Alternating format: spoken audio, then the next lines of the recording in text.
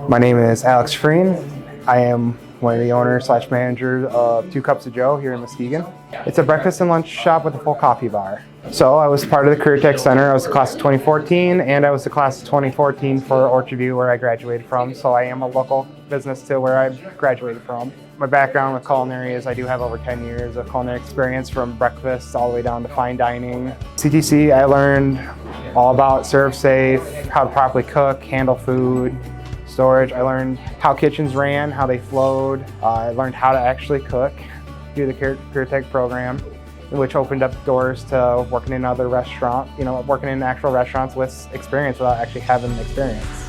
Our stuffed hash brown is the #1 seller that we have, along with our mixed berry sweet cream French toast is a big seller. And then right now on special, we have a Huntsman's burger, which is a wild game burger that sells really well. So I love seeing the expressions on people's faces when they try my food and tell me how great it is.